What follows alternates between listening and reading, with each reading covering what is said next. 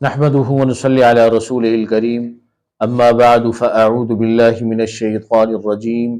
بسم الله الرحمن الرحيم الا تنصروه فقد نصره الله اذ اخرجه الذين كفروا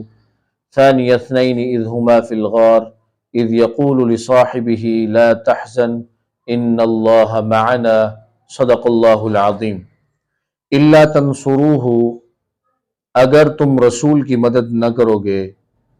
فقد نصرہ اللہ، اللہ تو ان کی مدد کر چکا ہے، اذ اخرجہ الذین کفروا، جب نکالا ان کو کفار نے، ثانی اثنین اذ ہما فی الغار، دو میں کے دوسرے رسول تھے جب وہ غار میں اپنے صاحب سے کہہ رہے تھے لا تحزن، آپ غمگین مت ہوں،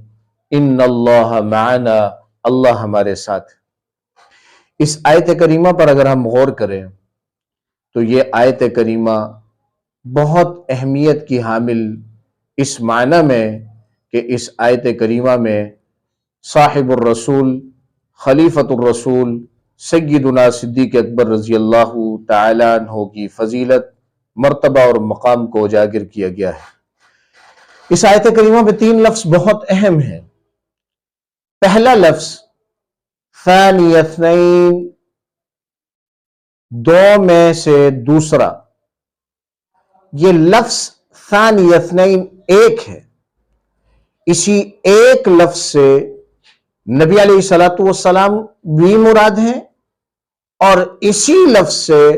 صدیق اکبر رضی اللہ تعالیٰ عنہ بھی مراد ہے۔ لفظ ایک ہے جو نبوت اور صداقت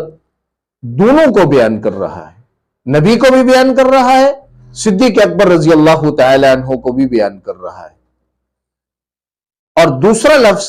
اذ یقول لصاحبہ، جب کہا رسول نے اپنے صاحب سے، یہاں یہ جو صاحب کا لفظ استعمال ہوا اس سے مراد سیدنا صدیق اکبر رضی اللہ تعالیٰ عنہ ہیں، اور یہ شرف تمام صحابہ کرام میں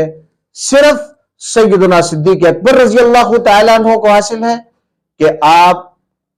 قرآن اور نص قطعی کی روح سے آپ کو قرآن مجید میں صحابی رسول کہا گیا۔ اب اگر دیکھا جائے کہ کوئی شخص آپ کی صحابیت کا انکار کرے تو وہ قرآن مجید کے اس آیت کے انکار کی وجہ سے دائرہ اسلام سے خارج سمجھا جائے گا۔ اگلا جملہ ان اللہ معنا، نبی کریم صلی اللہ علیہ وسلم نے فرمایا ان اللہ معنا، ابو بکر غمگین مت ہو، اللہ ہمارے ساتھ۔ یہاں لفظ معنا،